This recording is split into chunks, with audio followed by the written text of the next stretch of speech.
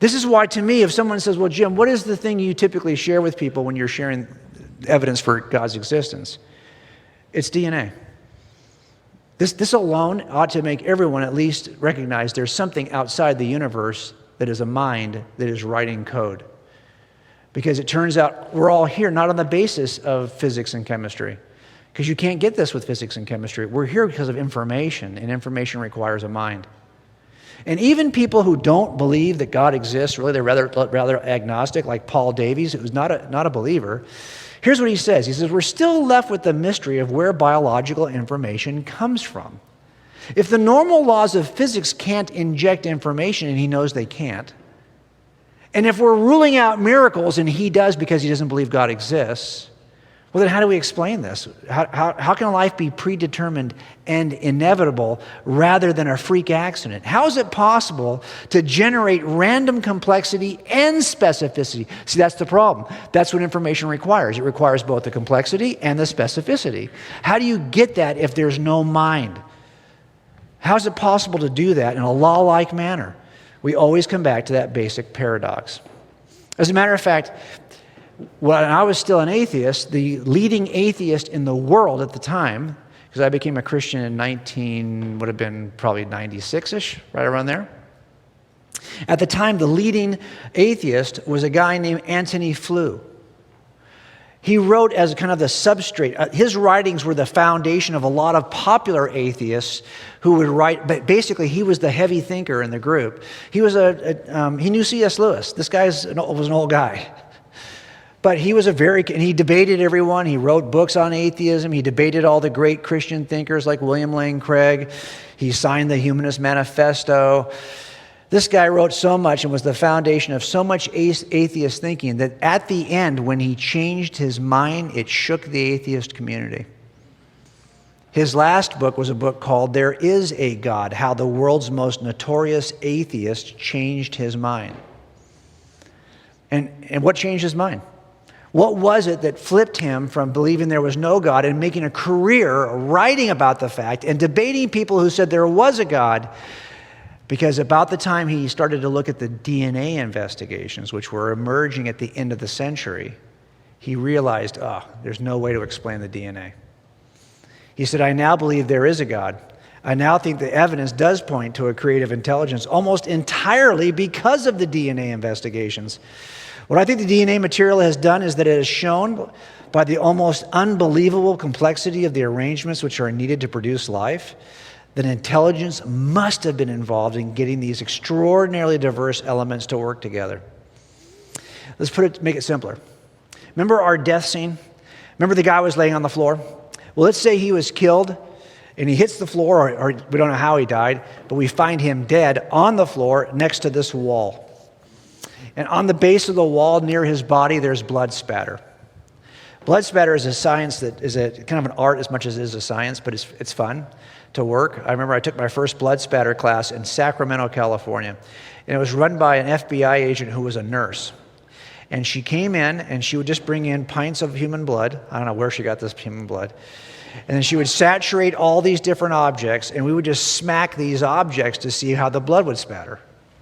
And then we try to figure out, well, okay, if it's spattering this way, where does that tell you this strike occurred? And we're trying to do the trajectories backwards, right? So if I come to the scene and he's laying on the floor and there's this blood spatter, that doesn't really tell me if it's a murder. Because he could have fallen a certain way, opened up a wound, and then the physics of the spatter and the chemistry of the blood would account for this pattern. This does not necessarily mean he was murdered.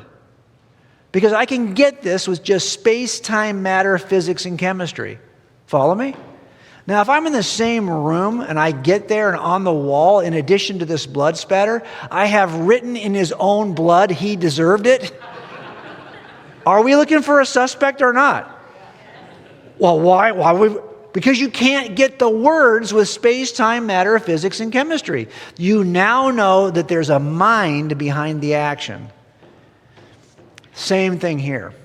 We see that we have information in the box. How do we explain it? Well, I'm going to tell you how they typically explain it by staying in the room. People who try to stay in the room to explain the information will say, well, number one, they'll say it's just chance. It's just chance. Given enough time, I can get this sequence. Really? Well, that burden is not ours, folks. If you believe in God, we don't have a burden to prove that silly claim. They have the burden to prove that claim. And they've been trying to prove that claim for about 74 years, probably starting around the 1950s. Good luck with that. All the time you want, because you're never going to be able to explain this. Not only that, if it's chance, that doesn't explain a lot of chicken and egg problems. What I mean by chicken and egg problems. So it turns out that the information takes the amino acids and turns them into proteins by combining them in a certain way. And that happens in a machine in your body called a ribosome machine. The ribosome machine takes the information from the DNA, extracts it, turns it into the protein, like Legos, like building Lego blocks, and kicks it out the backside. Well, what's the ribosome machine made with? You don't get a protein without a ribosome machine. Ribosome machine is made with what? Proteins. Which came first, the chicken or the egg? Which came first, the protein or the machine that needs a protein to be a machine to make proteins? Do you see the problem? All of these don't go away. So this is not really a good answer. The other thing they'll say is, well, it's just a physical necessity. The molecules, the nucleotides in the DNA, they come together in that pattern because they're compelled to do so by physics. Really? Well, then show me how that works. And we've been trying that for about 75 years too. You're not going to get it. There is no mechanism that anyone has ever discovered that would cause this to be necessary. Yet here it is, information in the genome. Why? Why is it there? Where does it come from? The better explanation is it's just what it looks like. It's information. But here's the problem. If it's information, it means you got to go outside the room for the writer. Because you can't get information from stuff that's in the room. This requires intelligence. And that's why the best explanation is still a mind. Now I'm going to put on the wall here these questions. When you do a homicide investigation, you have to answer these questions.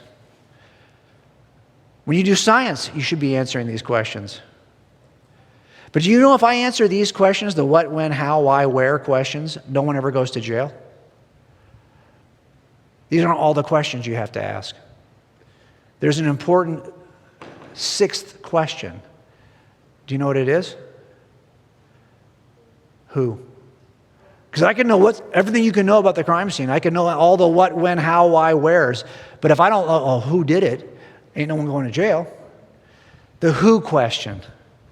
But here's the problem. In modern science, only in the last, say, 125 years, we are not allowed to ask the who question. Nope. Really? I'm not allowed to ask the who question? No. We don't believe in who's in science. We only believe in what's. Well, wait, hold on a minute. If I have evidence and the best explanation is a who, can I ask the who question then? Nope, out of bounds. Wait a minute. If you don't ask a who question, you're going to end up trying to explain it with a what, and it's going to be ridiculous. Don't care. There are no who's. It turns out we've ruled out who's. We have a bias in science against the supernatural. There are no who's in science. So when they see information in the DNA, and I look at it, I'm thinking, hey, the best explanations of who? Nope, who's have been ruled out. But by the way, if you're going to stop looking for who's in science, and no one, I'll tell you tomorrow, the history of science is dominated by Christians. Did you know that? We crush it. Not just historically, we continue to crush it. It's like the best kept secret in science. And those people who are working in the sciences as Christians, we believe there's a who. But not only that, if you don't believe there's a who in the universe, you might as well stop asking the why question too. Because if there's no who, there are no whys. Why is this thing happening to me? Unlucky. The universe doesn't care about you, doesn't care about your cancer, has no role in it in your life. Some of you are going to live, some of you are going to die. The universe is indifferent to that. It doesn't care. Ask Richard Dawkins, the famed evolutionary biologist. He'll tell you the only thing the universe possesses is blind, pitiless indifference. Now, if there's a God, you could ask, why is this happening to me? That's a fair question to ask if there's a who. But if you're ready to abandon who's, stop asking why, because there's no why. I think we want to ask both of those questions, don't we? But we can't ask either if there's not a who. And Werner Gitt knows this. Here's what he says about DNA. He says, a necessary requirement for generating meaningful information, like in DNA, is the ability to select from alternatives. When you're writing a paper for your teacher, you're writing an essay, you're selecting the words you're going to use, and you're deselecting the words you don't want to use. You have to be able to choose. That requires an intellect. It's an intelligent, volitional entity, because unguided random processes can't do it. Not in any amount. You can wait forever. It's not going to happen, because the selection process demands continuous guidance by intelligent beings who are trying to communicate a message with purpose. That's what we're seeing in DNA. And that's why the best explanation is something that's intelligent outside the room.